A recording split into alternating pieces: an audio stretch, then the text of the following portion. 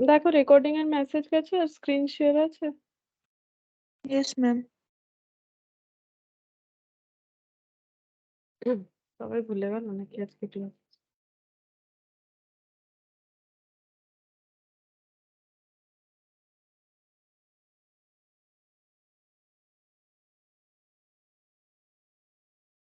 Good evening তথ্য।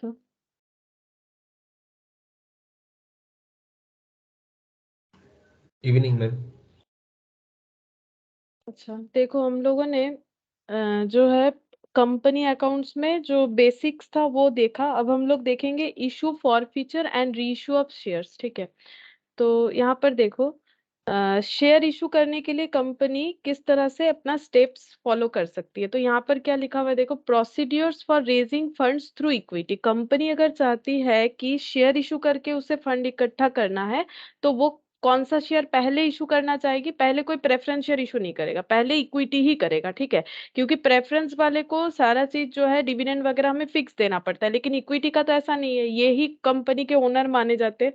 इनको हम लोग प्रॉफिट दे भी सकते हैं, नहीं भी दे सकते, मतलब प्रॉफिट या लॉस जो भी होगा ये बियर करेंगे। ठीक है, इनका कोई क्वेश्चन नहीं होता, ये ओनर की तरह काम करते हैं। तो कंपनी अगर इक्विटी शेयर इशू करके फंड रेज करना चाहती है तो इनको सबसे पहले क्या करना पड़ेगा? प्रोस्पेक्टस दिखाना पड़ेगा, प्रोस्पेक्टस इशू करना पड़ेगा। ठीक है, तो सिक्योरिटी एक्सचेंज कमीशन के अंडर प्रोस्पेक्टस जो एक रिटन डॉक्यूमेंट होता है जहां पर लिखा हुआ रहता है कि ये प्रोजेक्ट किस चीज के ऊपर है, कितना खर्चा होने वाला है, क्या इसका फ्यूचर है। तो प्रोस्पेक्टस इशू करता है कंपनी, ताकि लोग जो है लोगों को वो शेयर के लिए इनवाइट कर सके। मतलब inviting applications for share from the देखो शेयर के लिए एक्चुअली प्रोस्पेक्टस को पढ़ के ही लोगों को पता चलेगा कि उनको इस शेयर में इन्वेस्ट करना चाहिए या नहीं करना चाहिए। अब कंपनी शेयर इशू कर रही है तो शेयर इशू होने के बाद सब्सक्रिप्शन होता है। तो सब्सक्रिप्शन फुल भी हो सकता है, अंडर सब्सक्रिप्शन भी हो सकता है, ओवर सब्सक्रिप्शन भी हो सकता है। फुल सब्सक्रिप्शन का मतलब application receipt for all issued share. अगर कंपनी ने 1 लाख नंबर ऑफ शेयर्स बोल रहे हैं, अगर कंपनी ने 1 लाख शेयर्स इशू किया और 1 लाख की सब्सक्राइब्ड हो गया तो इसे बोलते हैं फुल सब्सक्राइब। अंडर सब्सक्रिप्शन का मतलब अगर कंपनी ने 1 लाख शेयर इशू किया और सिर्फ 80,000 शेयर सब्सक्राइब्ड हुआ तो इसे बोलते हैं under subscription. That is application receipt are less than share issued. जितना शेयर इशू हुआ है उससे कम लोगों ने एप्लीकेशन किया है। ओवर सब्सक्रिप्शन का मतलब 1 लाख कंपनी ने शेयर इशू किया और मान लो 1,20,000 शेयर्स के लिए एप्लीकेशंस आ गया, ये बोल रहा है over subscription. Applications received are more than share issued. अब ये कैसे पॉसिबल होता है? क्योंकि कंपनी एक्चुअली एक्स्ट्रा एप्लीकेशंस रखती ही है। ठीक है, क्योंकि कुछ लोगों को रिजेक्ट किया जाएगा। तो इसी वजह से क्या होता है, जैसे हम लोग किसी भी चीज जैसे मान लो जॉब के लिए भी अप्लाई करते हैं तो पोस्ट में मान लो लिखा हुआ है कि 200 पोस्ट खाली है, लेकिन अप्लाई क्या 200 लोग करते हैं? काफी ज्यादा लोग करते हैं। जिनको मिलना है उनको मिलेगा। उसी तरह से यहाँ पर शेयर का भी होता है, बीडिंग वगैरह होता है। तो यहाँ पर देखो ओवर सब्सक्रिप्शन का मतलब वही होता है कि हम लोगों ने जितना सोचा था उससे ज्यादा लोगों ने अप्लाई कर दिया। ठीक है, लेकिन कंपनी जो है अपना ज्यादा पैसा जो है वो रख सकती है, या फिर मतलब उसका देखो दो पार्ट होता है। अगर यहाँ पर देखते हैं पहले फुल सब्सक्रिप्शन होगा तो कंपनी क्या करेगी, जित 1 लाख शेयर सब्सक्राइब करवाना था 1 लाख ही हो गया तो डायरेक्टर्स यहाँ से ये वाला फ्लो यहाँ आ जाएगा। Directors make allotment for shares applied. ठीक है, तो डायरेक्टर क्या करेंगे, शेयर्स अलॉटमेंट दे देंगे जिन लोगों ने अप्लाई किया है। फिर उनसे क्या रिसीव करेंगे, फिर उनसे अलॉटमेंट मनी रिसीव करेंगे। अच्छा, अलॉटमेंट मनी रिसीव के बाद क्या होगा देखो, फर्दर कॉल करेंगे जैसे कि final call, first call, second call. ठीक है, अच्छा अगर यहाँ पर देखो, अगर कंपनी का अंडर सब्सक्रिप्शन होता है, अब अगर अंडर सब्सक्रिप्शन होता है तो देखना पड़ेगा मिनिमम सब्सक्रिप्शन रिसीव्ड हुआ है कि नहीं। मतलब अगर कंपनी 1 लाख शेयर सब्सक्राइब करवाना चाहती है तो मिनिमम सब्सक्रिप्शन का रूल्स होता है 90% शेयर सब्सक्राइब करवाना पड़ेगा, मतलब 90,000। अगर कंपनी का 90,000 शेयर सब्सक्राइब्ड हो चुका है, मतलब मिनिमम सब्सक्रिप्शन अगर रिसीव्ड हो चुका है, तो डायरेक्टर अलॉटमेंट कर सकते हैं, फिर अलॉटमेंट का पैसा लेंगे, फिर फर्दर कॉल करेंगे। लेकिन अगर मिनिमम सब्सक्रिप्शन ही फुलफिल नहीं हुआ, वैसे आज के डेट पे 100% ही हो जाता है, लेकिन लॉ के हिसाब से अगर मान लो मिनिमम सब्सक्रिप्शन रिसीव नहीं हुआ, मतलब 90,000 से अगर एक भी कम होता है, ठीक है, 90,000 से अगर एक भी कम होता है। Good evening Sahil. Good evening ma'am. अगर 90,000 से एक भी कम होता है तो मिनिमम सब्सक्रिप्शन नॉट रिसिव्ड हो जाएगा। अगर ऐसा होता है तो पूरा पैसा रिफंड करना पड़ेगा। मान लो कंपनी का 87,000 सब्सक्रिप्शन हुआ है, तो कंपनी का मिनिमम सब्सक्रिप्शन क्राइटेरिया फुलफिल नहीं हुआ, इस वजह से कंपनी को क्या करना पड़ेगा, पूरा का पूरा 87,000 पे जितना भी उसने एप्लीकेशन का पैसा रिसीव किया था वो पूरा का पूरा रिटर्न करना पड़ेगा। ठीक है, ये हो गया अंडर सब्सक्रिप्शन का। अब चलते हैं ओवर सब्सक्रिप्शन पे। देखो, अगर ओवर सब्सक्रिप्शन होता है, मतलब कंपनी ने 1 लाख शेयर जो है इशू किया था और 1,20,000 लोगों ने अप्लाई कर दिया, मतलब कंपनी ने 20,000 एप्लीकेशंस पे ज्यादा पैसा रिसीव कर रखा है। ठीक है, तो यहाँ पर क्या होगा, कंपनी या तो ये पैसे को रिफंड कर सकती है, 20,000 शेयर्स पे जो एक्स्ट्रा पैसा ले रखा है कंपनी या तो उसे रिफंड कर सकती है, रिफंड एक्सेस अमाउंट, या फिर क्या कर सकती है, प्रोराटा अलॉटमेंट कर सकती है। और प्रोराटा अलॉटमेंट का मतलब है कंपनी ये बताती है कि अभी मुझे 1 लाख शेयर पे ही पैसा मिलना था, लेकिन मैंने 1,20,000 शेयर्स पे पैसा ले रखा है। ठीक है, तो जो मेरा एक्स्ट्रा पैसा है वो हम अलॉटमेंट में एडजस्ट कर देंगे। इसका मतलब कंपनी बोल रही है हम अलॉटमेंट 1 लाख शेयर का ही देंगे, क्योंकि मेरे पास तो 1 लाख शेयर का ही अवेलेबिलिटी है, तो 20,000 शेयर्स का जो एक्स्ट्रा पैसा मैंने लिया है वो हम क्या करेंगे, जब इन्हीं लोगों से हम अलॉटमेंट का पैसा मांगेंगे तो इनके पैसे में उसे एडजस्ट कर देंगे। मान लो कि कंपनी ने क्या किया है, 20,000 शेयर्स इतना पैसा ले रखा है, 1,20,000 शेयर्स पे पैसा ले रखा है, बट अलॉटमेंट 1 लाख शेयर पे ही देना है। तो अब जैसे मान लो 1 लाख शेयर पे कंपनी को 2 रुपए करके एप्लीकेशन का मिलना चाहिए था, 2 लाख, बट 1,20,000 के लिए 2 रुपीज करके 2,40,000, मतलब कंपनी ने 40,000 रुपीज जो है एक्स्ट्रा ले रखा है। अब कंपनी क्या करेगी, जब इनसे अलॉटमेंट का पैसा मांगेगी, तो कंपनी 1 लाख शेयर का अलॉटमेंट दे रही है तो 1 लाख शेयर पे अलॉटमेंट होना चाहिए। अब मान लो अलॉटमेंट है 3 रुपया करके, कंपनी को 3 लाख मिलना चाहिए, लेकिन क्योंकि कंपनी पहले से ही 40,000 एक्स्ट्रा लेके बैठी है तो कंपनी 40,000 एडजस्ट करेगी और माइनस करने से जितना आएगा, ठीक है, 2,60,000, तो कंपनी को अलॉटमेंट में 2,60,000 ही मिलेगा, उससे ज्यादा नहीं, क्योंकि कंपनी पहले से ही 40,000 लेके बैठी है। ठीक है, तो ये पर शेयर पे भी एडजस्ट होगा, ये मैंने टोटल पे बताया। तो प्रोराटा इस तरह से होता है कि पैसा रिफंड नहीं कर रहे, लेकिन जो एक्स्ट्रा पैसा है वो दूसरे इंस्टॉलमेंट में हम लोग उसे एडजस्ट कर लेंगे। ठीक है, अलॉटमेंट मनी फिर रिसीव होगा जब, फिर उसमें क्या होगा, फर्दर कॉल किया जाएगा और एडजस्ट किया जाएगा। ये देखो, प्रोराटा अलॉटमेंट कर दिया जाएगा, उसके बाद अलॉटमेंट का पैसा फर्स्ट कॉल फाइनल कॉल जैसे होगा सीरियली ऐसे होता जाएगा। तो ये हम लोग का जस्ट एक जो है फ्लो चार्ट जैसा दे दिया था, जिसमें हम लोगों ने देखा किस तरह से होगा। अच्छा, अब देखो शेयर जो है किस तरह से इशू हो सकता है। Issued at face value, for cash, secure, issued at premium. अच्छा, शेयर जो है वो कैसे इशू हो सकता है, वो इशू हो सकता है कैश के लिए, मतलब कैश चाहिए कंपनी को तो कंपनी शेयर इशू कर सकती है फेस वैल्यू पे। प्रीमियम पे भी इशू कर सकती है, मतलब प्रीमियम का मतलब होता है एक्स्ट्रा अमाउंट, अगर एक शेयर का जो भी नॉमिनल वैल्यू होना चाहिए उससे ज्यादा पे कंपनी इशू करती है तो उसे बोला जाता है इशूड एट प्रीमियम। तो securities premium account is credited with the entry for share capital. तब हमें क्या करना पड़ेगा, सिक्योरिटीज प्रीमियम को क्रेडिट करना पड़ता है जब हम लोग एंट्री पास करते हैं। क्यों, क्योंकि हमारा एक्स्ट्रा इनकम है। हम लोगों का जो है, कंपनी अगर अच्छा चल रहा है तो कंपनी का शेयर जो है महंगे दाम में हम लोग बेच सकते हैं। ठीक है, तो अगर महंगा होगा शेयर तो जितना भी शेयर का नॉमिनल वैल्यू होना चाहिए, फेस वैल्यू या नॉमिनल वैल्यू, यानी कि इक्विटी का जो 10 रुपीज होता है, इससे जितने भी ज्यादा में हम लोग मार्केट में इशू कर पाएंगे वो एक्स्ट्रा, जैसे अगर 12 रुपए में भी करते हैं तो 2 रुपए जो एक्स्ट्रा है वो हम लोग सिक्योरिटीज प्रीमियम बोल के सिक्योरिटीज प्रीमियम अकाउंट में उसे शो करेंगे। ठीक है, अब देखो यहाँ पर क्या बोल रहा है, तो हम लोगों ने देखा शेयर को हम लोग फेस वैल्यू पे इशू कर सकते हैं, प्रीमियम पे कर सकते हैं। अब यहाँ पर एक पॉइंट बोला है, section 53 of companies act 2013, company can not issue share at discount. Company discount में शेयर इशू नहीं कर सकती है, सिर्फ और सिर्फ स्वेट इक्विटी शेयर्स अगर होगा तो कंपनी डिस्काउंट में शेयर इशू कर सकती है। तो ये सब जो है इंपॉर्टेंट पॉइंट हो जाता है। ठीक है, तो बोल रहा है कि सेक्शन 53 कहाँ बोला गया है, सेक्शन 53 में कंपनी को बोला गया है कि है, शेयर को डिस्काउंट में मत इशू करो, ठीक है। लेकिन हाँ, कुछ जगह पे हमारा एक्सेप्शन है। अगर स्वेट इक्विटी शेयर, अब ये किसको इशू किया जाता है? स्वेट इक्विटी शेयर का मतलब है, स्वेट का मतलब यहाँ पर हो गया पसीना, ठीक है। तो जो हमारी बिजनेस के लिए, कंपनी के लिए पसीना बहाते हैं, मतलब हमारे इम्प्लॉय, डायरेक्टर, ठीक है, इनको हम लोग चाहे तो शेयर को कम प्राइस में, मतलब सस्ते में इन्हें दे सकते हैं। तो अगर हम लोग स्वेट इक्विटी शेयर इशू करना चाहते हैं तो हम लोग डिस्काउंट, यानी जो वैल्यू होना चाहिए उससे कम में इशू कर रहे हैं, तो कंपनी परमिशन देगी, ठीक है। मतलब कंपनी लॉ हमें परमिशन देगा, अदरवाइज जो है डिस्काउंट पे शेयर इशू करना परमिसेबल नहीं है। हम लोग पर वैल्यू पे और प्रीमियम वैल्यू पे इशू कर सकते हैं, ठीक है। अच्छा, अब देखो यहाँ पर क्या बोल रहा है।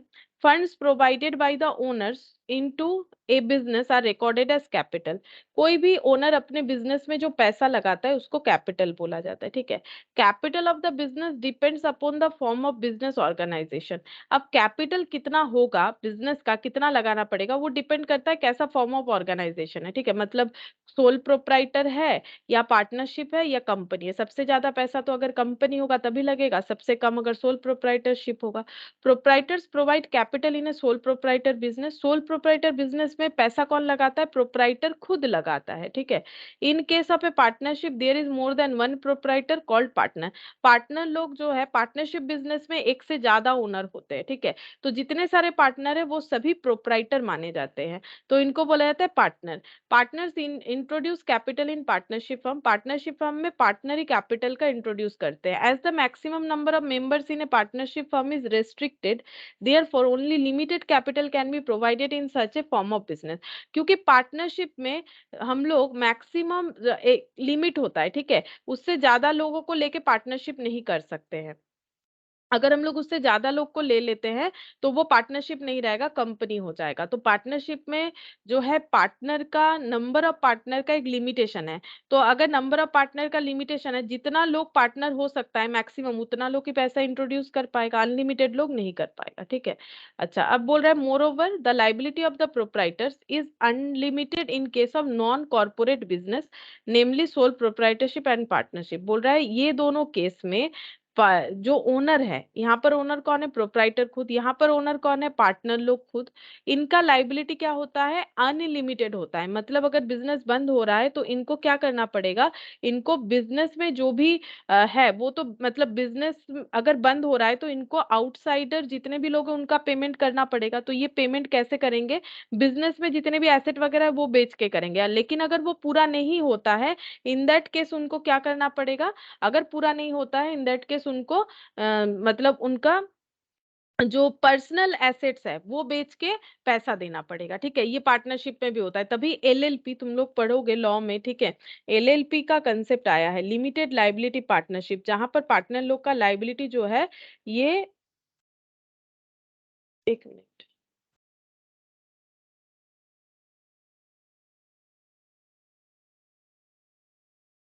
एक मिनट, शिवास का कनेक्ट नहीं हो पा रहा।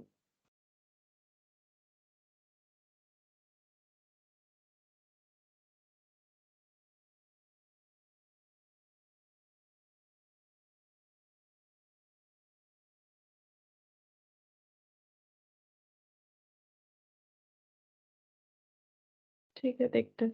अच्छा, अब देखो यहाँ पर जो हम बोल रहे थे, एलएलपी, एलएलपी मतलब लिमिटेड लाइबिलिटी पार्टनरशिप का कंसेप्ट इसीलिए लाया गया कि अगर बिजनेस बंद हो रहा है तो पार्टनर लोगों को कितना लाइबिलिटी होगा? पार्टनर लोगों का लाइबिलिटी उतना ही होगा जितना उनका बिजनेस का एसेट है, ठीक है। अच्छा, अब देखो यहाँ पर क्या बोल रहा है, is unlimited in case of non corporate business, namely sole proprietor and partnership. अब यहाँ पर कैपिटल फंड कैसे आएगा बता रहा है, जो यहाँ पर बताया था उसी को यहाँ स्ट्रक्चर करके बताया है।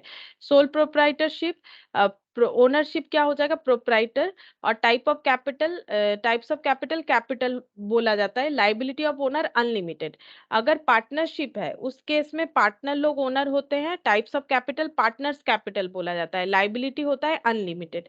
और अगर ऑर्गेनाइजेशन कंपनी है तो ओनरशिप में कौन रहते हैं? शेयर होल्डर्स ही ओनर होते हैं। और टाइप्स ऑफ कैपिटल होता है शेयर कैपिटल, ठीक है। इनका लाइबिलिटी क्या होता है? Limited to issue price of the shares held, जो हम लोगों ने पढ़ा था लास्ट क्लास में। लिमिटेड मतलब लाइबिलिटी लिमिटेड बाय शेयर्स, ये हम लोगों ने लास्ट दिन पढ़ा था कि ये क्या था, एक बार बता भी देते। जैसे मान लो एक शेयर का वैल्यू 10 रुपया है, किसी ने 8 रुपए दिया है क्योंकि कंपनी ने 8 ही डिमांड किया, 2 अभी तक डिमांड नहीं किया है, ठीक है।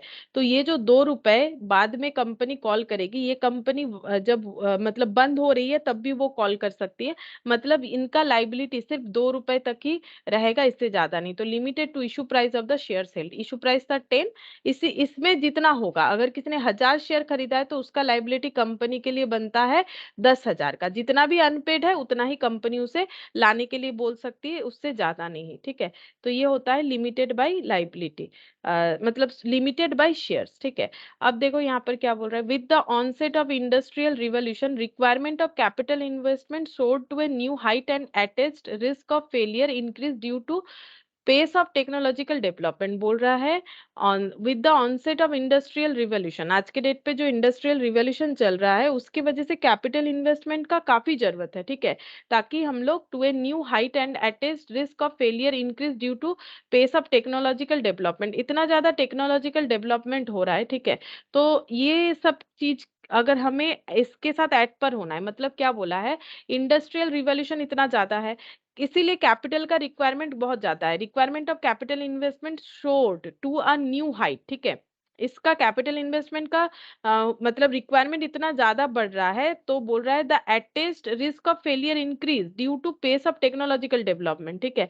और इसके साथ साथ क्या हो रहा है, टेक्नोलॉजिकल डेवलपमेंट होने की वजह से जो फेलियरिटी है उसका रिस्क काफी ज्यादा बढ़ रहा है। मतलब जिसके पास टेक्नोलॉजी नहीं है वो बाकी लोगों के साथ एड पर नहीं हो पाएगा, तो उसे एड पर होने के लिए टेक्नोलॉजिकल डेवलपमेंट वाला चीजों को लेना पड़ेगा, तो इन्वेस्टमेंट काफी ज्यादा होगा। Non corporate entities could not cope with the pressure of the increased capital, तो कैपिटल का काफी ज्यादा डिमांड है, जो कि non corporate organisation like sole proprietorship या पार्टनरशिप ये रिस्क नहीं उठा पा रहे। This led to the emergence of the corporate form of organisation, इसीलिए कॉर्पोरेट मतलब कंपनी बनना बहुत इमरजेंसी हो जा रहा है, यही चीज बता रहा है, ठीक है। अब देखो यहाँ पर शेयर कैपिटल, शेयर कैपिटल में क्या बोला है, total capital of the company is divided into a number of small individual unit of A fixed amount and each such unit is called share. क्या बोल रहा है देखो, total capital of company, company का जितना कैपिटल है वो divided किया जाता है स्मॉल इनडिविजिबल यूनिट पे, मतलब जिसको आगे और डिवाइड नहीं कर सकते, इनडिविजिबल का मतलब होता है और फिक्स्ड अमाउंट, ठीक है। ऐसे मान लो किसी कंपनी का कैपिटल है 10 लाख, ठीक है, किसी का कंपनी का कैपिटल है 10 लाख, इसे हम लोग डिवाइड करेंगे स्मॉल इनडिविजिबल यूनिट में, ठीक है, फिक्स्ड अमाउंट के साथ। जैसे मान लो ₹10 पर यूनिट करके हम लोगों ने डिवाइड किया, ठीक है। तो each such unit is called share, ये एक शेयर है। मतलब अगर इस कंपनी का एक शेयर लेना है तो 10 रुपए देना पड़ेगा, ठीक है। तो ये कितने सारे शेयर्स इन्होंने इशू किए होंगे, 1 लाख, ठीक है। नंबर ऑफ शेयर्स हो जाएगा 1 lakh. The fixed value of shares printed on the share certificate, share का जो फिक्स्ड वैल्यू है वो शेयर सर्टिफिकेट पे प्रिंट होना चाहिए, और इसी को नॉमिनल वैल्यू या फिर पर या फिर फेस वैल्यू बोला जाता है। जो नॉमिनल वैल्यू है वही पर वैल्यू है, वही फेस वैल्यू है, ठीक है। However A company can issue shares at price different from the face value of shares, ठीक है। कंपनी क्या कर सकती है, इशू कर सकती है शेयर।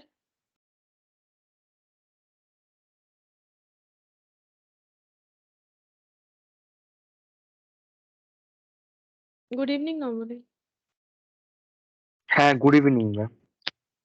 अच्छा देखो यहाँ पर क्या बोल रहा है, कंपनी क्या कर सकती है, देखो बोल रहा है कि however A company can issue shares at price different from the face value of shares, मतलब नॉमिनल वैल्यू, फेस वैल्यू या पर वैल्यू पे शेयर इशू करना है, ऐसा कोई मैंडेटरी नहीं है। हम लोगों ने थोड़ी देर पहले ही देखा, कंपनी जो है वो प्रीमियम पे शेयर इशू कर सकती है, ठीक है, और डिस्काउंट पे भी कर सकती है, लेकिन डिस्काउंट पे एक रेस्ट्रिक्शन है, डिस्काउंट पे कंपनी सिर्फ और सिर्फ स्वेट इक्विटी शेयर इशू कर सकती है, ठीक है। Sweat equity share company discount पे इशू कर सकती है, जो कंपनी अपने एम्प्लॉय या डायरेक्टर लोगों के लिए करती है।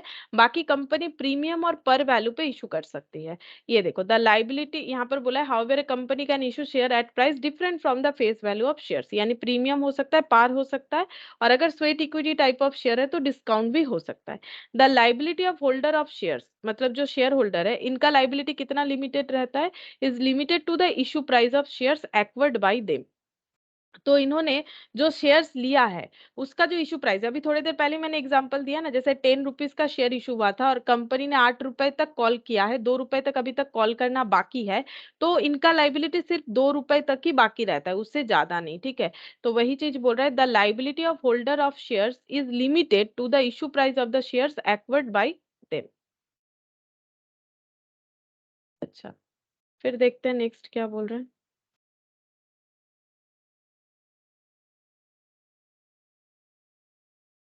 The issue price need not be equal to the market price of the share. Issue price जो है वो मार्केट प्राइस से इक्वल हो ऐसा जरूरी नहीं है। This days the shares are generally priced on the basis of book building process, ठीक है। तो आज के डेट पे शेयर का प्राइस जो मतलब डिसाइड होता है, उसके लिए जो मेथड यूज होता है उसे बोलते हैं book building process. Book building is a process through which company determines is share price. Under this method, company determines a price band of its share and on the basis of bid receipts from the potential investor at various prices with the price band finally fixes its issue price. ये कैसे होता है देखो, company अपना issue price कैसे decide करती है। ये देखो, कंपनी क्या करेगी, दो मेथड होता है, एक होता है फिक्स्ड मेथड और एक होता है बुक बिल्डिंग मेथड, ठीक है। फिक्स्ड मेथड का बारे में यहाँ नहीं बोला है, लेकिन फिक्स्ड मेथड में क्या होता है, कंपनी ने मान लो एक प्राइस फिक्स्ड कर दिया कि 10 रुपए, तो लोगों को 10 रुपए में ही वो शेयर खरीदना पड़ेगा। जिनको खरीदना है खरीदो, जिनको नहीं खरीदना है मत खरीदो, लेकिन 10 से कम या ज्यादा नहीं होगा। ये होता है फिक्स्ड प्राइस मेथड। दूसरा होता है हम लोग का बुक बिल्डिंग मेथड। ये कैसे होता है, बुक बिल्डिंग मेथड में क्या होता है देखो, बुक बिल्डिंग मेथड में कंपनी, यहाँ पर बोला है ना, प्राइस बैंड डिसाइड करती है। मतलब एक जो है मतलब हाई और एक लो रेंज, ठीक है। मतलब एक हो जाता है फ्लोर और एक होता है सीलिंग, ठीक है। फ्लोर और सीलिंग, तो ये होता है हम लोग का हाई प्राइस और ये हम लोग का होता है लो प्राइस। अब हमें क्या करना पड़ेगा, मतलब जो पब्लिक लेना चाहती है शेयर, उनको बीट करना पड़ेगा, मतलब उनको आइडेंटिफाई करना पड़ेगा कि कितने में वो शेयर को खरीदे। तो वो बीट कर सकता है, अपने हिसाब से बीडिंग किया जा सकता है। अब मैक्सिमम जिस प्राइस पे शेयर बीड होगा, ठीक है, जैसे मान लो यहाँ पर जो हाई प्राइस है वो है 120, लो प्राइस जो है वो है 100, ठीक है। अब क्या करना है हमें, इसके बीच में कोई प्राइस या फिर ये 120 से लेके 100 के अंदर कोई प्राइस में हमें बीट करना है। तो मैक्सिमम जिस प्राइस पे, मान लो मैक्सिमम 110 पे बीडिंग आया, ठीक है। पोटेंशियल इन्वेस्टर मतलब मैक्सिमम जो प्राइस पे शेयर बीड हुआ, वही प्राइस पे फिर कंपनी शेयर को इशू कर देती है, ठीक है। इसको बोला जाता है बुक बिल्डिंग प्रोसेस। तो वही बोला है देखो, this days the shares are generally priced on the basis of book building process. Book building is a process through which company determines its shares price. Under this method, company determines a price band. ये देखो price band of its share and on the basis of bids received from the potential investor, अगर 110 होता है within the price band, जो price band के अंदर होना चाहिए, finally fixes is issue price. तो कंपनी ये वाला इशू प्राइस डिसाइड कर लेगी शेयर इशू करने के लिए। The total capital of the company is divided into share. Company का टोटल कैपिटल को शेयर से डिवाइड किया जाता है, वो तो हम लोगों ने थोड़ी देर पहले ही देखा इसके आगे वाले पैरा में। और इसको बोला जाता है share capital. The capital of the company is called share capital. जैसे पार्टनरशिप का कैपिटल को पार्टनर्स कैपिटल बोला जाता है, और जो सोल प्रोप्राइटर है उनके कैपिटल को सिर्फ और सिर्फ कैपिटल बोला जाता है, वैसे कंपनी के कैपिटल को शेयर कैपिटल बोला जाता है। At the time of issue of shares every company is required to follow SEBI regulation. जब कोई भी कंपनी अपना शेयर इशू करती है तो उन्हें सेबी का गाइडलाइंस फॉलो करना पड़ता है, ठीक है। अच्छा, अब यहाँ पर क्या बोला है, share capital of A company divided into following categories. Company का शेयर कैपिटल का कितना सारा पार्ट होता है। पहला होता है ऑथराइज्ड शेयर और नॉमिनल कैपिटल। ऑथराइज्ड या नॉमिनल कैपिटल का मतलब हम पहले बता देते, फिर यहाँ से पढ़ के बता देंगे। इसका मतलब होता है कि कंपनी को अपना एक लिमिट दिखाना पड़ेगा कि हम मैक्सिमम इतना कैपिटल मार्केट से रेज करना चाहते हैं। तो जो लिमिट कंपनी बताती है उसी को मेमोरेंडम ऑफ एसोसिएशन में लिखवाना पड़ता है, तो उसको बोला जाता है ऑथराइज्ड कैपिटल। ये देखो, मतलब उससे ज्यादा कंपनी मार्केट से पैसा नहीं रेज कर सकती है। Company estimate its maximum capital requirement, वो तो पहले कंपनी को सोचना पड़ेगा कि उनके प्रोजेक्ट के लिए उनको मैक्सिमम कितना पैसा चाहिए। The amount of capital is mention in capital clause of the memorandum of association, और वो डिसाइडेड अमाउंट को मेमोरेंडम ऑफ एसोसिएशन के अंडर जो कैपिटल क्लॉज रहेगा वहां पर उन्हें मेंशन करना पड़ेगा, registered with the registrar of company, ठीक है। और रजिस्टर भी करवाना पड़ेगा रजिस्ट्रार ऑफ कंपनी के पास। It puts a limit on the amount of capital which a company is authorised to raise during its life time and is called authorised capital. Company अपने life time में उससे ज्यादा जो है share issue नहीं करवा सकती, मतलब कैपिटल रेज नहीं कर सकती through share issue. It is shown in the balance sheet at face value. और ये जब रिकॉर्ड होगा, देखो ये सब बहुत इंपॉर्टेंट है, जब क्वेश्चन करेंगे तो ऑथराइज्ड कैपिटल को कैसे लिखे ये दिमाग में क्वेश्चन आता है। तो कैसे लिखना है, ये हमेशा फेस वैल्यू पे रिकॉर्ड करना पड़ता है, ठीक है। अच्छा, फिर नेक्स्ट बोल रहा है देखो इशूड शेयर कैपिटल। अब कंपनी जितना शेयर इशू कर रही है उसे बोलेंगे issued share capital. A company need not issue total authorised capital. जरूरी नहीं है जितना ऑथोरिटी में पूरा इशू कर दे, कंपनी उस ऑथोरिटी से ज्यादा नहीं कर सकती लेकिन उससे कम कर सकती है, ठीक है। जैसे मान लो कंपनी ने अपना ऑथराइज्ड कैपिटल लिखवाया है 10 लाख, ठीक है, लेकिन कंपनी अभी बोल रही है हम 8 लाख ही इशू करना चाहते हैं, 8 लाख ही कैपिटल रेज करना चाहती है, तो वो हो गया इशूड शेयर कैपिटल, बाकी 2 लाख बाद में करना है। What ever portion of the share capital is issued by the company it is called issued capital. Company जितना भी शेयर इशू करेगी उसको बोला जाता है उसका issued capital. Issued capital means and includes the nominal value of share issued by the company for cash and consideration other than cash to promoter of company and others। क्या बोल रहा है, इशूड कैपिटल का मतलब है, issued capital means and includes the nominal value of shares issued by the company. Issued capital का मतलब है कि nominal value of shares issued by the company, company ने जितना शेयर्स इशूड किया है, इशू किया है वो। अब इशू करके कंपनी क्या ले सकती है, कैश भी ले सकती है, कंसिडरेशन अदर देन कैश। मतलब शेयर इशू किया जाता है नॉर्मली कैपिटल रेज करने के लिए, तो एंट्री हमारा कैश टू कैपिटल ही होता है। नॉर्मली बिजनेस में पैसा इंट्रोडक्शन का एंट्री होता है कैश टू कैपिटल। अगर शेयर कंपनी शेयर इशू करके कर रही है तो cash to equity share capital होता है। अब अगर कंपनी ने शेयर इशू किया है पैसे के लिए नहीं, अदर देन कैश, कैश के अलावा कुछ और रीजन के लिए, जैसे मान लो कंपनी को फिक्स्ड एसेट खरीदना है, कंपनी ने फिक्स्ड एसेट खरीदा और सप्लायर को शेयर पकड़ा दिया, तो fixed asset to equity share capital हो जाएगा। या फिर कंपनी ने प्रोमोटर को शेयर दिया, प्रोमोटर का मतलब कंपनी का, मतलब जो कंपनी क्यों होगा कैसे होगा उसका आइडिया जो लाते हैं उनको बोला जाता है प्रोमोटर। तो प्रोमोटर को कंपनी शेयर दे सकती है फ्री में, ठीक है, नॉर्मली उनको फ्री में ही शेयर दिया जाता है, तो भी तो टू इक्विटी शेयर कैपिटल तो करना ही पड़ेगा चाहे फ्री में दो, ठीक है, इक्विटी शेयर कैपिटल करना पड़ेगा। जैसे एसेट खरीदने से फिक्स्ड एसेट डेबिट होता है, पैसा रेज करने से कैश डेबिट होता है, वैसे ही प्रोमोटर को शेयर इशू करने से गुडविल डेबिट होता है, ठीक है, गुडविल को डेबिट किया जाता है। तो ये हो गया 3 पॉइंट कि हम लोग कितने तरीके से शेयर को इशू कर सकते हैं। अच्छा, फिर देखो क्या बोल रहा है, it is shown in the balance sheet और नॉमिनल वैल्यू। इशूड कैपिटल को भी कैसे रिकॉर्ड किया जाएगा, नॉमिनल वैल्यू पे, जिस तरह से हमारा यहाँ पर ऑथराइज्ड कैपिटल को फेस वैल्यू नॉमिनल वैल्यू एक ही बात है, ठीक है, जो फेस वैल्यू है वही नॉमिनल वैल्यू है। नॉर्मली इक्विटी शेयर का 10 रुपीज होता है। The remaining portion of the authorised capital मतलब जो इशू नहीं किया गया, जैसे मैंने एग्जाम्पल लिया था ना, 10 लाख में 8 लाख इशू हुआ, बाकी 2 लाख नहीं हुआ, तो जो 2 लाख नहीं हुआ उसे हम लोग बोलेंगे unissued capital. The remaining portion of the authorised capital which is not issued either in cash or consideration may be termed as unissued capital.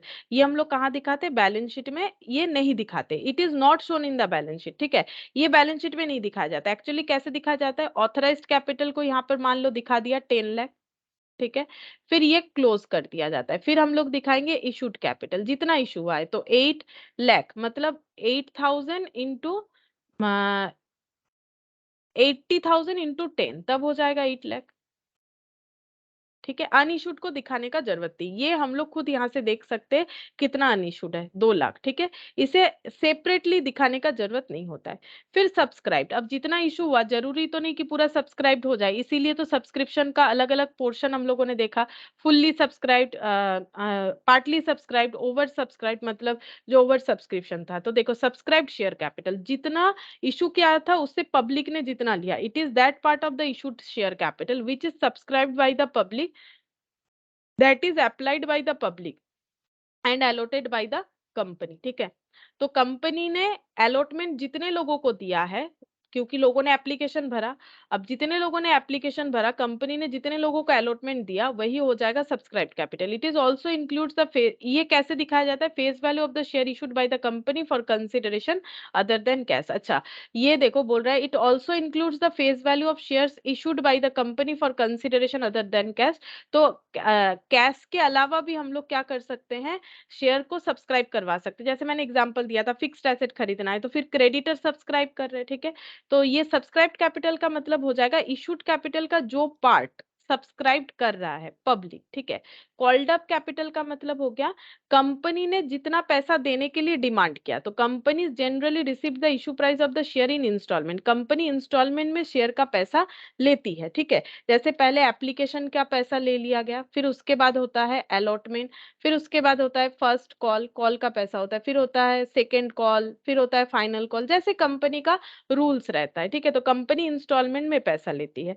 The portion of the issue price of the shares which a company has demanded or called from shareholder is known as called up capital, and the balance which the company has decided to demand in future may be referred to as the uncalled capital। तो अब मान लो 10 रुपए का share है, company ने सोचा था यहाँ 2 रुपए लेंगे, यहाँ 3 रुपए लेंगे, 3 2 5, यहाँ 6, यहाँ पर 7.5 और 8 9, यहाँ मान लो 2.5।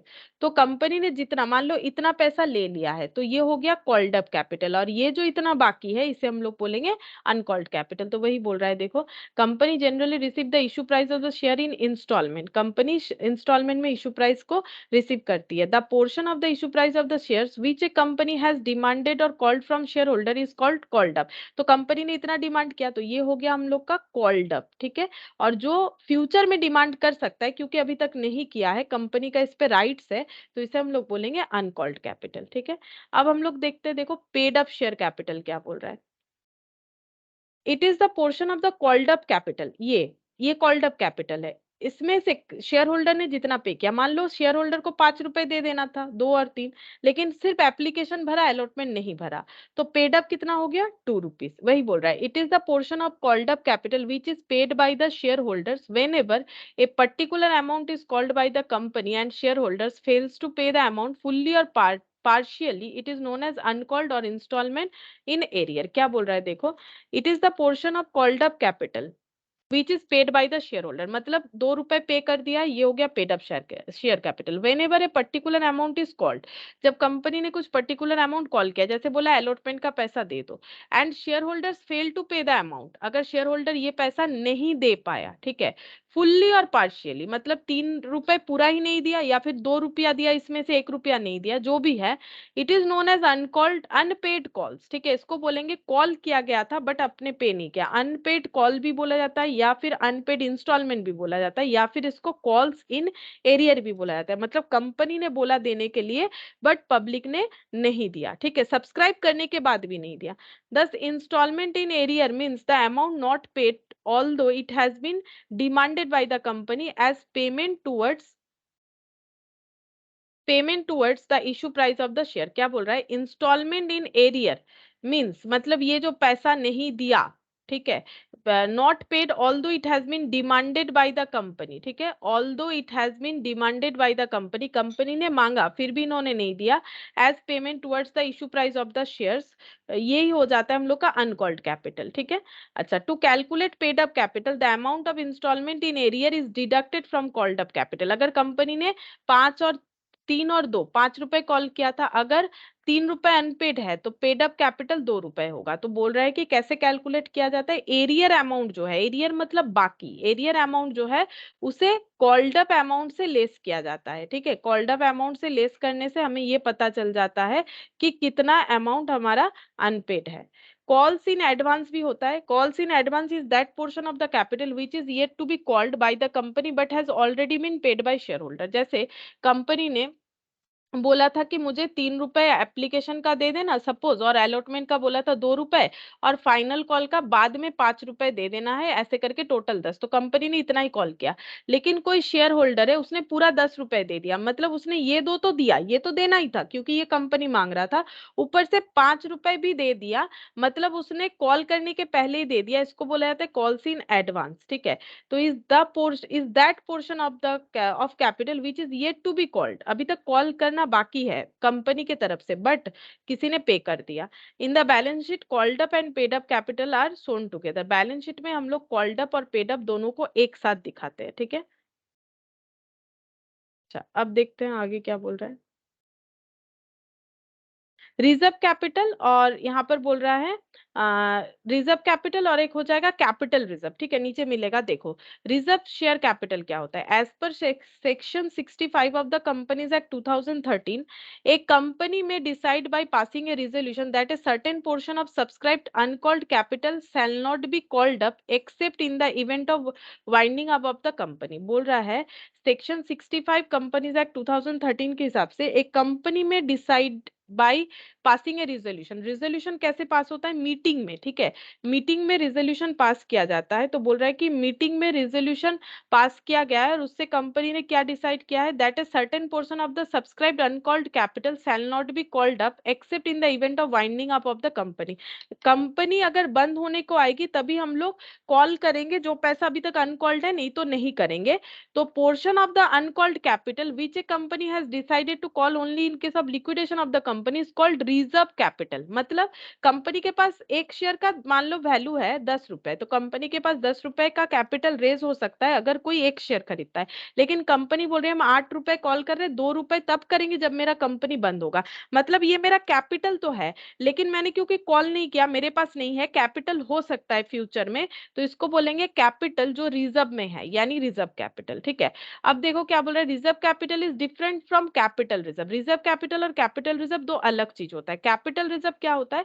Capital reserve are part of reserve and surplus. Reserve surplus जो हम लोगों ने लास्ट दिन बैलेंस शीट देखा था, वहां पर देखा ना कि रिजर्व सरप्लस के अंडर क्या आता है? रिजर्व सरप्लस के अंडर आता है कैपिटल रिजर्व। तो कैपिटल रिजर्व और रिजर्व कैपिटल एक बात नहीं है। कैपिटल रिजर्व क्या बोल रहा है देखो, यहाँ पर बोल रहा है capital reserves are part of reserve and surplus and refer to those reserve which are not available for declaration of dividend, ठीक है। ये वो रिजर्व का पार्ट है जो जो हम लोग डिविडेंड पे करने के लिए यूज नहीं कर सकते, डिविडेंड पे करने के लिए यूज नहीं कर सकते, ठीक है। दस reserve capital which is portion of uncalled capital is to be called up in the event of winding up of the company is entirely different in nature of capital reserve which is created out of capital profit। तो देखो क्या बोल रहा है, ये दोनों चीज अलग है। ये क्या हुआ, ये रिजर्व कैपिटल क्या हुआ, कंपनी का एक शेयर से 10 रुपए कैपिटल आ सकता है, लेकिन कंपनी 10 रुपए में 8 रुपए ही मांगी है, 2 रुपए अभी तक मांगना बाकी है, और कंपनी बोल रही है इसे तो हम तभी मांगेंगे अगर मेरा कंपनी बंद हुआ, तो इससे पहले नहीं मांगेंगे। तो ये हो गया रिजर्व में रखा हुआ कैपिटल। जैसे हम लोग बोलते हैं ना कि मेरे पास ये एक्स्ट्रा पैसा हम रख देते हैं, अगर फ्यूचर में कुछ जरूरत होगा तभी यूज करेंगे, मतलब रिजर्व में रख दिया। लेकिन रिजर्व कैपिटल और कैपिटल रिजर्व में फर्क है। कैपिटल रिजर्व क्या है? पहला बात है कैपिटल रिजर्व कैसे बनता है? रिजर्व मतलब प्रॉफिट का एक हिस्सा, यहाँ पर रिजर्व का मतलब। अब ये कैपिटल रिजर्व का मतलब क्या हो गया? कैपिटल रिजर्व का मतलब हो गया वो प्रॉफिट जो हम लोग कैपिटल ये हो गया प्रॉफिट, लेकिन कैपिटल प्रॉफिट। कैपिटल प्रॉफिट मतलब जो डे टू डे बिजनेस से नहीं होता है। जैसे मान लो हम लोगों ने कोई फिक्स्ड एसेट बेच दिया, अगर हमारा काम ही है फिक्स्ड एसेट बेचना, तो हमारा वो डे टू डे का बिजनेस होगा। लेकिन अगर फिक्स्ड एसेट बेचना हमारा काम नहीं है, जैसे मान लो कुछ स्क्रैप वगैरह हो गया तो हम लोगों ने बेच दिया, लाइक जैसे हम लोगों के पास एक मशीन था, वो स्क्रैप हो गया, हम लोगों ने बेच दिया, मतलब खराब हो गया, तो उसे हम लोग बोलेंगे कैपिटल प्रॉफिट, ठीक है। तो उसे बोला जाता है कैपिटल प्रॉफिट। अच्छा अब देखो, ये प्रॉफिट से जो रिजर्व जनरेट होता है उसको हम लोग बोलते हैं कैपिटल रिजर्व, और ये रिजर्व से हम लोग डिविडेंड डिस्ट्रीब्यूट नहीं कर सकते। तो यही बोल रहा है कैपिटल रिजर्व और रिजर्व कैपिटल में ये फर्क होता है, ठीक है। तो अब देखो ऑथराइज्ड कैपिटल का मतलब, यहाँ पर देखो क्या लिखा हुआ है। ऑथराइज्ड कैपिटल का मतलब इशूड और अनइशूड, नॉर्मल बात है। मैंने एक एग्जांपल दिया था, अगर तुम लोग को याद है, मैंने बोला ऑथराइज्ड कैपिटल 10 लाख है, जिसमें से कंपनी ने 8 लाख इशू किया, 10 लाख 2 लाख अभी तक नहीं किया, तो दोनों मिला के 10 लाख हुआ। जितना इशू हुआ और जितना नहीं हुआ, दोनों मिला के ही ऑथराइज्ड कैपिटल होता है। Subscribed capital can be equal to और ग्रेटर देन और less than issued capital resulting in 3 situation respectively, fully subscribed, over subscribe, under subscribe. बोल रहे सब्सक्राइब्ड कैपिटल जो है वो इक्वल हो सकता है या ज्यादा हो सकता है या कम हो सकता है 3 सिचुएशन में, सब्सक्रिप्शन के ऊपर डिपेंड करके, ठीक है। अगर फुल्ली सब्सक्राइब्ड है तो सब्सक्राइब्ड कैपिटल जो है वो इक्वल टू इशूड कैपिटल हो जाएगा। जैसे मान लो हम लोगों ने 8 लाख के लिए इशू किया था और 8 लाख ही हम लोगों का सब्सक्राइब्ड हो गया, तो यहाँ पर हो गया इक्वल टू, ठीक है। 8 लाख के जगह हम लोग का 6 लाख ही बस सब्सक्राइब हुआ, तो यहाँ पर हो गया लेस देन। और ग्रेटर देन कब होगा? 8 लाख के जगह 9 लाख हो गया, तो हो गया ग्रेटर देन। और इसके ऊपर डिपेंड करके सिचुएशन होता है fully subscribed, over subscribed, under subscribed, ठीक है। ये है फुल्ली सब्सक्राइब्ड, ये है अंडर सब्सक्राइब्ड और ये है over subscribed. Called up capital का मतलब जितना हम लोग कॉल कर सकते हैं, पेड अप कैपिटल जितना कॉल कर चुके हैं, कॉल्स इन एरियर अगर कुछ हम लोगों ने कॉल किया था बट नहीं मिला, माइनस कॉल्स इन एडवांस। जैसे इसका एग्जांपल देखो, एक शेयर का प्राइस है मान लो 10 रुपए, ठीक है। तो कंपनी ने इसको 3 पार्ट में सोचा था रिसीव करने का, ठीक है, 3, 2 और 5। तो कंपनी ने मान लो ये 2 कॉल कर लिए थे, ठीक है, लेकिन उसमें से 2 रुपया मिला, 3 रुपया नहीं मिला, ठीक है। तो कंपनी का कॉल्ड अप कैपिटल कितना है? टोटल 10 रुपए है called up capital. Paid up कितना है? 2 रुपया मिला, 3 रुपया नहीं मिला, तो 2 रुपया मिला, 3 रुपया नहीं मिला। कंपनी का कॉल्ड अप कैपिटल है, सॉरी, 5 रुपया, ठीक है। कंपनी का कॉल्ड अप कैपिटल है 5 रुपया, कंपनी को 2 रुपया मिला और जो है 3 रुपया नहीं मिला, तो वो कॉल्स इन एरियर हो गया। और अगर कोई एडवांस किया गया है तो वो माइनस कर देंगे। तो देखो, अगर एडवांस नहीं है तो इसी से ये आंसर आ रहा है। अब अगर एडवांस है तो हम लोग ऐसे बोल सकते हैं, मान लो कंपनी ने यहाँ पर ये 4 रुपए कर देते, ये 1 रुपए कर देते, ठीक है। कंपनी ने सोचा है कि यहाँ पर कितना कॉल करना है, कंपनी ने सोचा है 5 रुपए इनको चाहिए, ठीक है। तो इनका पेड अप कैपिटल कितना होना चाहिए था? इनका कॉल्ड अप कैपिटल है 5 रुपए, 3 + 2 5 रुपीज, ठीक है। पेड अप हुआ है 2 रुपया, सेम कंडीशन रख रहे हैं, और 3 रुपया किसी ने नहीं दिया, ठीक है। अच्छा, अब यहाँ पर 1 रुपए जो है किसी ने और दे, मतलब 1 रुपए देना नहीं था बट दे दिया, मतलब कॉल्स इन एडवांस कर दिया, इफ एनी, ठीक है। तो यहाँ पर -1 हो जाएगा। तो कॉल्ड अप कैपिटल कितना हुआ? 3, 2, 5 और ये 4 हो जा रहा है। अच्छा, मेरा कुछ गलत हो गया लग रहा है। Called up capital, paid up capital हम लोग मानते हैं 2 रुपए दिया गया और मांगा गया था 5 रुपए। अच्छा, और कॉल्स इन एरिया 3 रुपए नहीं दिया गया, और कॉल्स इन एडवांस, अगर कोई एडवांस हो रहा है तो कॉल्ड अप कैपिटल तो एडवांस में नहीं आएगा। कॉल्ड अप कैपिटल यहाँ पर, एक मिनट,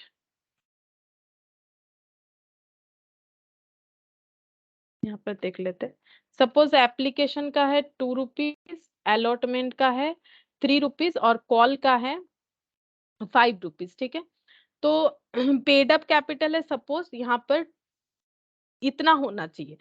मतलब हम बोल रहे हैं कि कंपनी मान लो एप्लीकेशन का भी पैसा मांगा है, अलॉटमेंट का भी मांगा है, लेकिन जिसने दिया है उसने सिर्फ एप्लीकेशन का पैसा दिया है, ठीक है, पेड अप कैपिटल, और अलॉटमेंट का नहीं दिया। मतलब ये हो गया कॉल्स इन एरियर हो गया, ठीक है। अच्छा, अब एक साथ ना calls in arrear calls in advance भी तो नहीं हो सकता है, क्योंकि हम एक शेयर पे देख रहे हैं, तो हम ये तो नहीं बोल सकते बाकी भी रखा है एडवांस भी दे दिया। ये टोटल में हम लोग चेक कर सकते हैं, ठीक है, कि कितने लोगों ने दिया, एरियर किया, और कितने लोगों ने एडवांस किया। इसी वजह से टैली नहीं हो रहा है, क्योंकि एक ही शेयर पे एडवांस और एरियर दोनों नहीं हो सकता है। या तो इस पे एग्जांपल कर सकते हैं, या फिर मतलब या तो कंडीशन, अगर हम लोग एक शेयर पे देख रहे हैं, या तो इसको हटा के देखो, तो मैंने दिखाया कैसे होगा, या फिर इसको हटा के देखो। तो अगर कॉल्स इन एरियर नहीं होकर एडवांस हो रहा है, मान लो इन्होंने कितना कंपनी ने कॉल किया था, पेड अप कैपिटल कंपनी ने मान लो ये कॉल किया था, ठीक है। तो कॉल्ड अप कैपिटल हो गया 5, और देने वालों ने कितना दिया है? 5 ही दे दिया है, ठीक है। और 5, ये 3, 2, 5 और ये 5 रुपए भी दे दिया, मतलब जिसने दिया उसने 10 रुपया दिया, ठीक है, पूरा ही पेड अप कर दिया। और एडवांस 5 रुपया किया, क्योंकि कंपनी ने भी 5 रुपया कॉल नहीं किया था। तो इसका मतलब कॉल्ड अप कैपिटल 5 रुपया है। तो इस तरह से फॉर्मूला याद रखने का जरूरत नहीं, कंसेप्ट के साथ करोगे तो वैसे ही याद रह जाएगा। जब हम लोग लॉन्ग क्वेश्चन करेंगे ना तो समझ में आएगा किस तरह से डील होता है। अच्छा, अब देखो यहाँ पर एक इलास्ट्रेशन 1 है, इसको करके देखते हैं। तो हम लोग का क्वेश्चन आ गया, देखो यहाँ पर कैसे होगा। इलास्ट्रेशन 1, देखो क्या बोल रहा है। एक company had an authorised capital of 10 lakh divided into 1 lakh equity share of 10 each. It decided to issue 60,000 shares for subscription and received application for 70,000। Company ने क्या किया था? इशू किया था 60,000 शेयर्स, और रिसीव्ड हुआ है 70,000 शेयर्स एप्लीकेशंस, मतलब ओवर सब्सक्रिप्शन हुआ है। इट एलोटेड 60,000 शेयर्स, क्योंकि इससे ज्यादा कर भी नहीं सकते, एंड रिजेक्टेड रिमेनिंग एप्लीकेशन, और बाकियों का पैसा वापस कर दिया।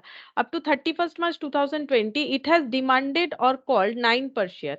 इन्होंने 9 per share कॉल किया। All shareholders have duly paid the amount called except one shareholder. एक जन को अगर हम लोग एक जन को देखते हैं, उनके अलावा बाकी सभी ने पैसा दे दिया है। होल्डिंग जिन्होंने 5,000 शेयर होल्ड कर रखा था, उन्होंने सिर्फ 7 रुपए दिया। हमें बोला है prepare balance sheet assuming that there are no other details. अगर कोई अदर डिटेल्स नहीं है तो हमें बैलेंस शीट बनाने के लिए बोला है, ठीक है। तो देखो इसमें सारे इंफॉर्मेशन नहीं है, तो बैलेंस शीट हम लोग का एक्सट्रैक्ट फॉर्म में बनेगा, ठीक है। ये देखो एक्सट्रैक्ट फॉर्म में बनेगा, क्योंकि बैलेंस शीट का सारा डिटेल्स नहीं है। तो बैलेंस शीट में हमें इक्विटी शेयर कैपिटल का डिटेल्स मिल जाएगा, और जो है कैश का डिटेल्स मिल जाएगा, ठीक है। तो हम लोग कैसे बनाएंगे, देखो बैलेंस शीट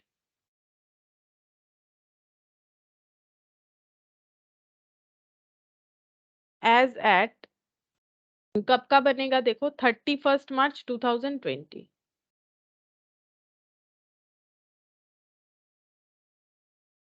अच्छा, अब यहाँ पर पर्टिकुलर्स जो फॉर्मेट होगा वो पूरा पूरा फॉलो करेंगे हम लोग।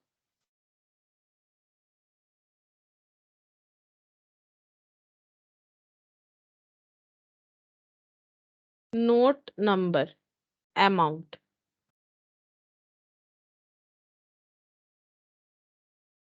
सबसे पहले आएगा equity and, equity and liabilities, इसके अंडर आ जाएगा शेयर होल्डर्स फंड। ये लेकिन याद करना पड़ता है, ठीक है, शेयर होल्डर्स फंड। इसमें आ जाएगा शेयर कैपिटल। अब शेयर कैपिटल का पूरा प्रेजेंटेशन करना पड़ेगा, उसके लिए नोट नंबर 1 हो जाएगा, और तो कुछ नहीं है यहाँ पर। फिर नेक्स्ट हम लोग यहाँ पर लिखेंगे एसेट्स,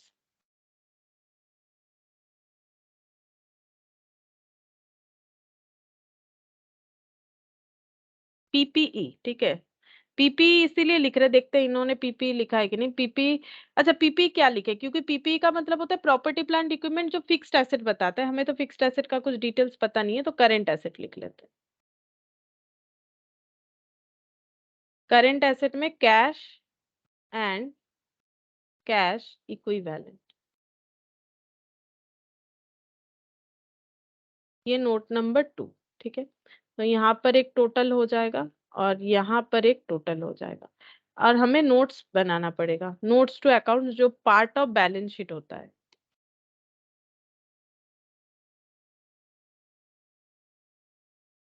यहाँ पर हम लोग प्रेजेंटेशन करेंगे, ठीक है।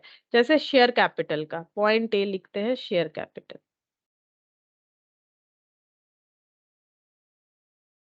अच्छा, इसका प्रेजेंटेशन में सबसे पहले लिखा जाता है ऑथराइज्ड कैपिटल। अब देखते हैं ऑथराइज्ड कैपिटल कितना है, 10 lakh divided into 1 lakh equity share of 10 each. तो यहाँ पर लिखेंगे authorised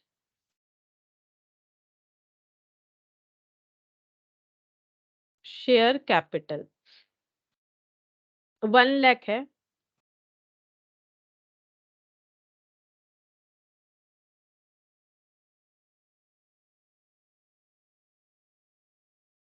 1 lakh equity share of rupees 10 each, तो ये कितना हो जाएगा, 10 लाख। ये क्लोज कर देना पड़ता है, ठीक है, ये लिमिट बता रहा है हमें। इसके बाद देखो कंपनी ने बोल रहा है 60,000 शेयर्स इशू किया है, ठीक है। तो यहाँ पर लिखेंगे issued share capital 60,000 equity shares of rupees 10 each, क्योंकि कंपनी ने 10 रुपीज करके ही इशू किया है, ठीक है। लेकिन एप्लीकेशन रिसिप्ट हुआ है 70,000 के लिए, तो यहाँ पर हो जाएगा 6 लाख। ये भी क्लोज हो जाएगा। अब इशूड के बाद आएगा हम लोग का पेड अप, ठीक है। जो रिफंड होता है वो हमें दिखाने का जरूरत नहीं होगा, एक बार देख लेते हैं फिर भी इन्होंने क्या किया। इक्विटी शेयर कैपिटल ऑथराइज, ठीक है।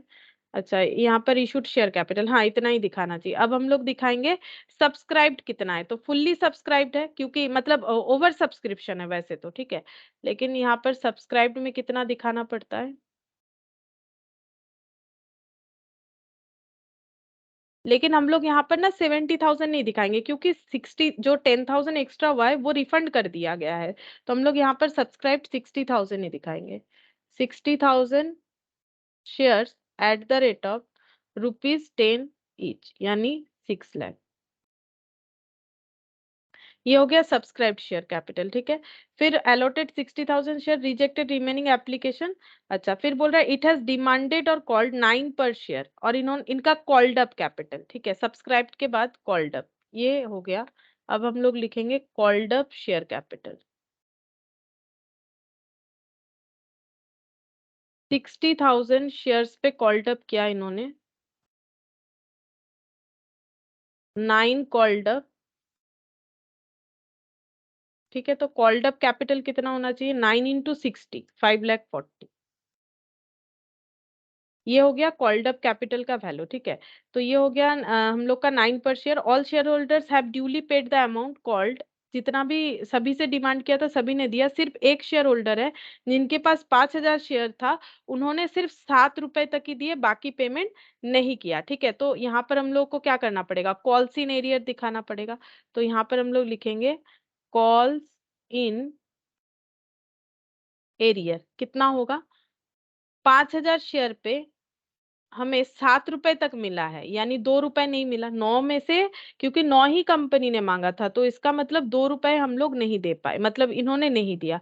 तो यहाँ पर कितना लेस हो जाएगा? 10,000। तो ये कितना हो जाएगा? 5,30,000, ठीक है।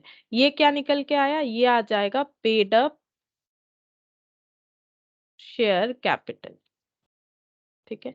और यही वाला हमें दिखाना पड़ेगा, पेड अप शेयर कैपिटल ही हम लोग कहाँ पर दिखाएंगे? शेयर कैपिटल में दिखाते हैं हमेशा।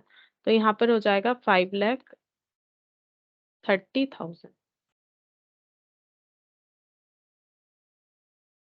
अच्छा, और कैश एंड कैश इक्विवेलेंट?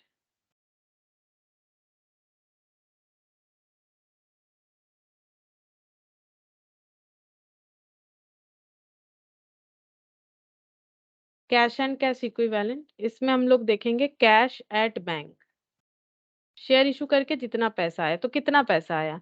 हम लोग के पास आना चाहिए था 5,40,000, क्योंकि कॉल्ड अप तो 9 रुपए करके 60,000 शेयर्स पे किया गया था, बट 5,30,000 मिला क्योंकि 10,000 कॉल्स इन एरियर था। तो यहाँ पर हो जाएगा 5,30,000।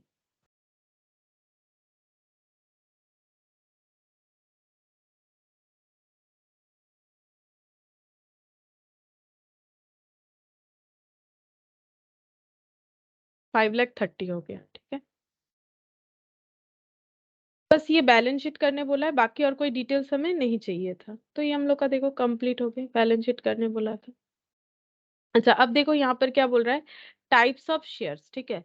तो हम लोग को पता है कि मेनली दो तरह का शेयर होता है, इक्विटी और प्रेफरेंस। तो इक्विटी के बारे में तो हम लोगों ने काफी कुछ पढ़ा। अब बोल रहा है प्रेफरेंस शेयर। देखो प्रेफरेंस शेयर क्या होता है? According to section 43 of the companies act 2013, persons holding preference share called preference share holder, जिनके पास प्रेफरेंस शेयर है उनको प्रेफरेंस शेयर होल्डर बोला जाता है, are assured a preferential dividend at a fixed rate during the life of the company. मतलब जब तक कंपनी रहेगा और ये प्रेफरेंस शेयर इशू किया हुआ है, तब तक इनको एक फिक्स्ड परसेंटेज रेट पे डिविडेंड मिलेगा, जो कि इशू के टाइम पे ही डिसाइड किया जाता है। They also carry a preferential right over other share holders to be paid first in case of winding up. अगर कंपनी बंद होने को आ रहा है तो इनको सबसे पहले प्रेफरेंस दिया जाता है, मतलब इक्विटी के पहले इनको पेमेंट किया जाता है अगर इनका कुछ पेमेंट बाकी है तो। दस दे इंजॉय प्रेफरेंशियल राइट। ये प्रेफरेंशियल राइट का जो इन्हें मतलब प्रेफरेंशियल राइट मिलता है डिविडेंड के लिए और रीपेमेंट ऑफ कैपिटल के लिए, इसीलिए इस शेयर का नाम है प्रेफरेंस शेयर, ठीक है। फिर क्या बोल रहा है देखो, generally holder of the shares do not gate voting rights. अब इनको देखो क्या है, वोटिंग राइट्स क्यों दिया जाए?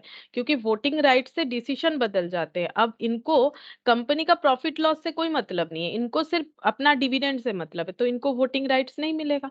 तो वोटिंग राइट्स इनको नहीं मिलता है। Company use this mode of financing as it is cheaper than raising डेब्ट। कंपनी फिर ये वाला मोड क्यों यूज करती है पैसा रेज करने का? इसीलिए करती है क्योंकि ये डेप्ट मतलब लोन इशू से सस्ता होता है, ठीक है।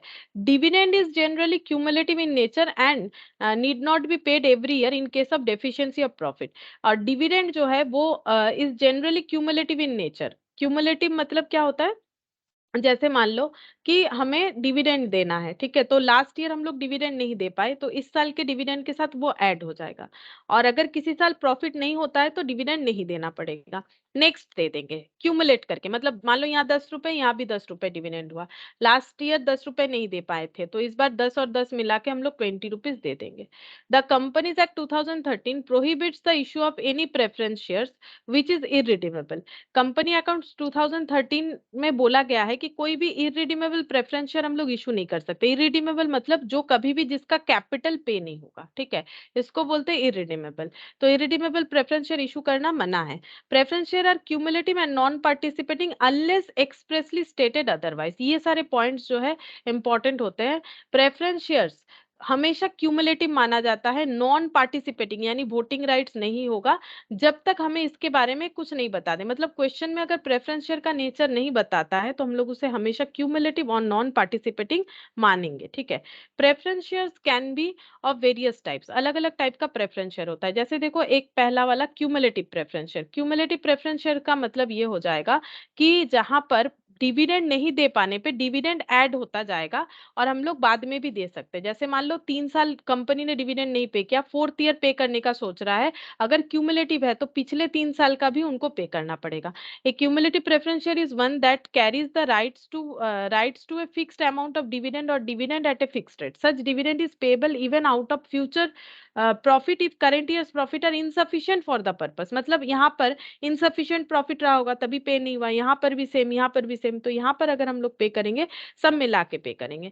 This means that dividend on this shares accumulate unless it is paid in full, ठीक है।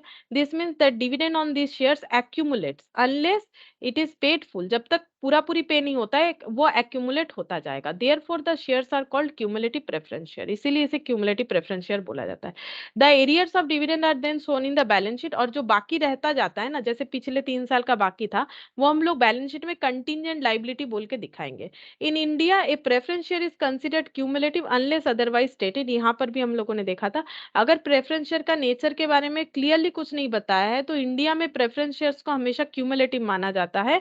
और डिविडेंड रिमेन्स, इसका मतलब अगर डिविडेंड एरियर होगा तो हमें पेमेंट करना पड़ेगा। The dividend remains in arrear for a period of not less than 2 years, holders of such shares will entitled to take part and vote on every resolution on every matter in the general body meeting of the shareholder। और उसके साथ साथ एक rules भी applicable है India में, क्या है, डिविडेंड अगर एरियर रहता है for a period of not less than 2 years, मतलब 2 साल से कम के लिए, मतलब दो, नॉट लेस देन 2 years का मतलब हो गया 2 साल से ज्यादा अगर हम लोग का डिविडेंड एरियर रहता है, तो जो भी प्रेफरेंस शेयर होल्डर है उनका वोटिंग राइट जनरेट हो जाता है, ठीक है, उनका वोटिंग राइट जनरेट हो जाता है on every resolution on every matter in the general body meeting of the share holder. मतलब अगर हम लोग डिविडेंड नहीं दे पा रहे हैं 2 साल या उससे ज्यादा, तो जो प्रेफरेंस शेयर होल्डर है नॉर्मली उनका वोटिंग राइट नहीं होता है, लेकिन यहाँ पर उनका वोटिंग राइट जनरेट हो जाएगा, ठीक है, अगर वो क्यूमुलेटिव नेचर के प्रेफरेंस शेयर थे तो, ठीक है। अच्छा, उसके बाद देखो non cumulative. Non cumulative preference shares का मतलब होता है जो प्रेफरेंस शेयर्स का डिविडेंड अगर हम लोग नहीं दे पाए तो वो ऐड नहीं होगा फ्यूचर में, वो मतलब गिव अप करना पड़ेगा वो, और डिविडेंड उनको नहीं मिलेगा। A non cumulative preference share carries with its right to fixed amount of dividend in case no dividend is declared in a year due to any reason the right to receive such dividend for that year expires. तो फिर जैसे मान लो अगर non cumulative है तो पिछले साल अगर नहीं दे पाई कंपनी, तो और वो राइट्स भी खत्म हो जाएगा, उनको नहीं मिलेगा, वो जिस साल में है उसी साल का डिविडेंड मिलेगा। It implies that holder of such shares is not entitled to arrear of dividend in future, ठीक है। तो इनको फ्यूचर में कोई एरियर डिविडेंड अगर है वो नहीं मिलेगा। फिर है participating preference share. Participating preference shares का मतलब होता है notwithstanding the right to fix dividend, सिर्फ फिक्स डिविडेंड नहीं, this category of preference share confers on the holder of the right to participate in the surplus profit. अगर surplus profit कुछ बचता है तो उनपे भी इनका हक हो जाता है अगर कोई प्रेफरेंस शेयर पार्टिसिपेटिंग नेचर का है। After the equity share holder have been paid dividend at a stipulated rate, मतलब प्रेफरेंस शेयर होल्डर को अपना डिविडेंड मिला, उसके बाद इक्विटी को अपना पोर्शन मिला, उसके बाद भी कोई सरप्लस प्रॉफिट रहता है तो उसमें इनका हक होता है अगर पार्टिसिपेटिंग प्रेफरेंस शेयर है तो। Similarly in the event of winding up of company, This type of shares carries the right to receive a predetermined proportion of surplus as well as once the equity shareholder have been paid off. अगर company winding up हो रहा है और सारा payment हो चुका है, मतलब इक्विटी शेयर का भी पेमेंट हो चुका है, उसके बाद अगर कुछ प्रॉफिट बच जाता है, इन दैट केस इनको ये वाला प्रॉफिट मिलेगा, पार्टिसिपेटिंग अगर होगा। नॉन पार्टिसिपेटिंग प्रेफरेंस शेयर का मतलब फिक्स डिविडेंड के अलावा कुछ नहीं मिलेगा। Shares on which only fix rate of dividend is paid every year without any accompanying additional right, और कोई राइट्स नहीं जनरेट होता है प्रॉफिट पे या फिर सरप्लस प्रॉफिट पे या फिर वाइंडिंग अप के टाइम पे, इसको हम लोग बोलेंगे non participating preference share. Unless otherwise specified the preference shares are generally non participating. जब मतलब अगर प्रेफरेंस शेयर्स के नेचर के बारे में हमें डायरेक्टली कुछ नहीं बोला है, ये हमेशा नॉन पार्टिसिपेटिंग होता है।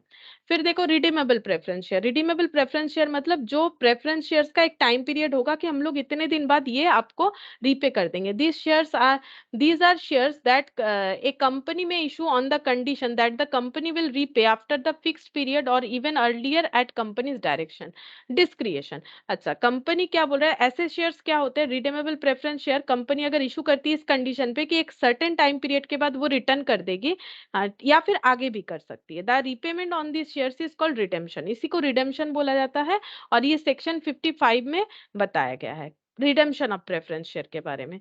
फिर बोल रहा है नॉन रिडीमेबल प्रेफरेंस शेयर, जो कि आज के डेट पे अलाउड नहीं है इशू करना, ये हम लोगों ने पहले पढ़ा था। फिर भी किस तरह के कंपनियां हैं जो ये इशू कर सकती है, यहाँ पर कुछ एक्सेप्शन दिया हुआ है। The preference shares which do not carry with them arrangement regarding redemption are called non redeemable preference shares. According to section 55, no company limited by share shall issued irredeemable preference share or preference share redeemable after the expiry of 20 years from the date of issue। बोल रहा है preference shares जो which do not carry with them the arrangement regarding redemption, अगर redemption के बारे में उनके लिए कुछ भी बोला नहीं गया है, उनको नॉन रिडेमेबल बोलेंगे। According to section 55, no company limited by share shall issue redeemable preference share. कोई भी company redeemable preference share issue नहीं कर सकती सेक्शन 55 के हिसाब से। Preference share redeemable after the expiry of 20 years from the date of issue, ठीक है। अच्छा, यहाँ पर क्या बोला है, और preference share redeemable after the expiry of 20 years from the date of issue. तो इरिडीमेबल प्रेफरेंस शेयर इशू नहीं कर सकती है, या फिर 20 इयर्स के लिए जो है रिडेम्पशन के लिए प्रेफरेंस शेयर इशू नहीं कर सकती है। हाउएवर एक कंपनी में issue preference share redeemable after 20 years, लेकिन फिर यहाँ पर एक्सेप्शन दिया है, हाँ 20 साल बाद भी कंपनी शेयर रिडीम कर सकती है। वो कैसी कंपनियां, इंफ्रास्ट्रक्चरल प्रोजेक्ट वाली कंपनियां जिनका स्पेसिफिकली मेंशन किया गया है कंपनीज एक्ट 2013 के अंडर में, ठीक है। फिर एक convertible preference share. Convertible preference share का मतलब ऐसा प्रेफरेंस शेयर जो फ्यूचर में इक्विटी शेयर में कन्वर्ट हो सकता है। वो कंपनी जब शेयर इशू करती है तभी बता देती है कि कन्वर्टेबल प्रेफरेंस शेयर क्या होगा, ठीक है। कन्वर्टेबल प्रेफरेंस शेयर अगर होगा तो वो कंपनी पहले ही बताएगी इशू टाइम पे कि आपका शेयर इतने साल बाद इक्विटी में कन्वर्ट हो जाएगा। क्या बोल रहा है, these shares give the rights to the holder to get them converted into equity share at their option according to them and condition of their issues। बोल रहा है these shares give the right to holder to get them converted into equity share, equity share में convert होने का rights दिया जाता है at their option, मतलब उनके पास ऑप्शन भी दिया जाता है। मैंडेटरी नहीं है कि इक्विटी शेयर ही लेना है, ऑप्शनल भी होता है, आप ले भी सकते हो नहीं भी ले सकते हो अकॉर्डिंग टू द टर्म, जैसा टर्म रहेगा। अब ऑप्शनल है कि नहीं है वो तो टर्म्स पे पता चलेगा, and condition of their issues, terms conditions के हिसाब से। नॉन कन्वर्टेबल मतलब जो शेयर्स कभी भी प्रेफरेंस शेयर इक्विटी शेयर में कन्वर्ट नहीं हो सकता। When the holder of preference shares has not been conferred the right to get his holding converted into equity share, अगर कोई प्रेफरेंस शेयर्स कभी भी इक्विटी शेयर में कन्वर्ट नहीं हो सकता है, उसे बोलेंगे non convertible preference share. Preference shares are non convertible unless otherwise stated, जब तक हमें कुछ स्पेसिफिकली ना बता दे तब तक हम लोग बोलेंगे कि जो प्रेफरेंस शेयर्स है वो नॉन कन्वर्टेबल है। तो देखो, जब तक हमें कुछ मेंशन नहीं करेगा, प्रेफरेंस शेयर्स जो है वो नॉन क्यूमुलेटिव माना जाता है, इंडिया में नॉन पार्टिसिपेटिंग माना जाता है, और non convertible and redeemable in nature माना जाता है। तो ये हमें याद रखना चाहिए कि हमारे लॉ के हिसाब से क्या एप्लीकेबल है। प्रेफरेंस शेयर हमेशा non cumulative, normally non participating, non convertible and redeemable in nature होगा, ठीक है। अच्छा, इसके बाद देखो, इसके बाद इक्विटी शेयर है, और इक्विटी शेयर्स का हमारा क्वेश्चन जो है स्टार्ट हो जाएगा। तो एक काम करते हैं, आज ना हम लोग इतना ही करते हैं, नेक्स्ट क्लास में हम इक्विटी स्टार्ट करेंगे और उसके साथ क्वेश्चन भी स्टार्ट करेंगे। आज हम लोग इतना ही करते हैं।